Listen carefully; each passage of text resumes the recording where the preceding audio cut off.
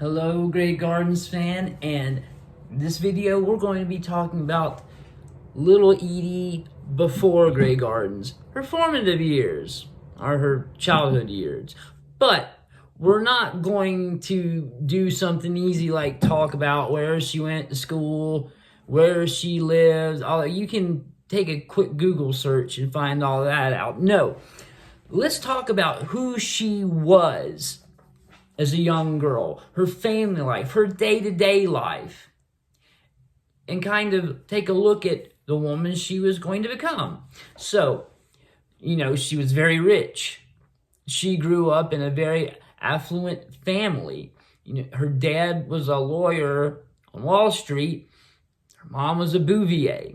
So she had everything. They had a big apartment in New York. And if you've never been to a rich person's apartment in New York, it's basically a house, but in a big building. It's not, just a little apartment.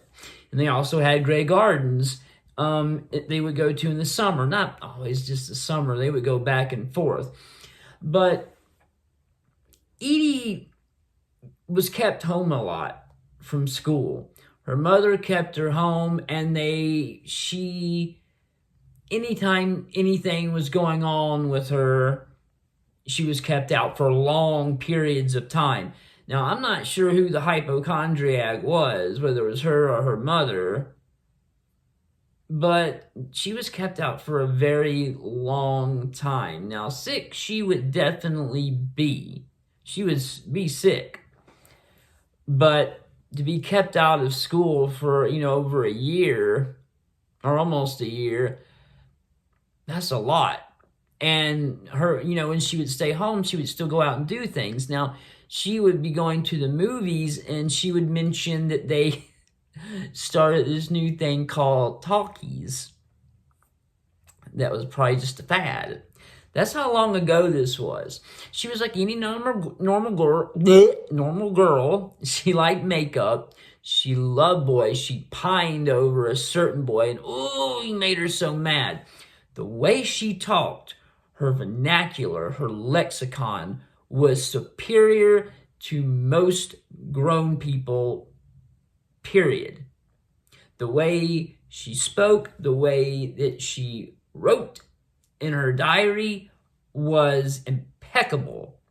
She was able to describe her feelings and what was going on in her life with great detail for such a young girl. She would ride bikes, and that was, normal, going over to friends' house. But what wasn't normal is she had servants. What wasn't normal is that her grandmother, her aunts, her, uncles were buying brand new Cadillacs, rode in limousines. They had houses here and houses there and houses here. They went to the Maidstone Club, which is a social club. I'm guessing it was probably also, like a country club. They got to go swimming. They got the best food there. They had people wait on them. They had, maids, butlers. I don't know if Edie had a butler, but her family definitely had butlers. And one thing that I read is she saw this man one time and described him as he was so handsome. Common. No, he was common. Handsome, but common. She was taught that she was better than, normal people. Now, how she actually viewed that, I don't know. But when you tell a young child these things, of course, they're going to, kind of go along with what their parents say. Jackie, on the other hand, even from a young age, seemed perfectly comfortable and would rather be with common people. Now, I don't know if she viewed them as common and she was better and she just didn't care, or she knew innately that she was no one's better, just because they had money. Edie did well in school. She went to very good schools, and you can see that in her writing, the way she spoke, and her interest in reading. Even though she didn't go to school much, this was an intelligent family. She had the same wants and worries as a little girl. She loved her mother. She was already worried at the age of 11 and 12 about when her mother would die. She loved her mother dearly. She loved her family members. She loved makeup and buying dresses. They went shopping all the time, and she could buy whatever she wanted, right?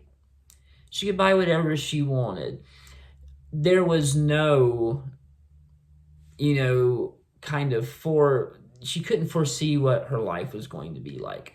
Like any kid, she thought that the world was going to open up as she became an adult, and she was going to be a star. She was going to be a dancer. She started her dancing lessons at 11.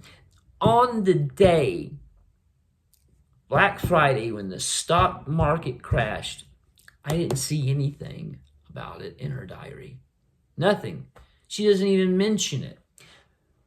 People richer than they were jumping out of windows to their deaths on this day. But she doesn't even mention it.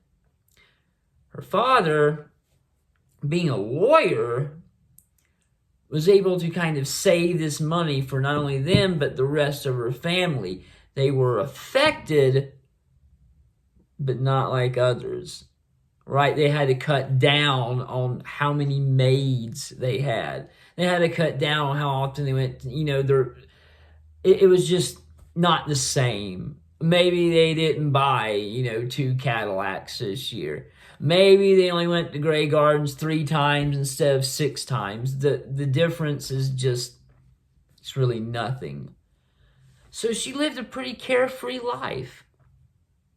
But most children do, even if their home life is, they don't have that kind of money. We have a kind of carefree time. Some children don't. Some children have to grow up very fast. And while Edie was definitely mature and smart, she was still a little girl. She wasn't having to carry this burden on her shoulders that life is going to bring down on you, and that World War II was going to bring quickly.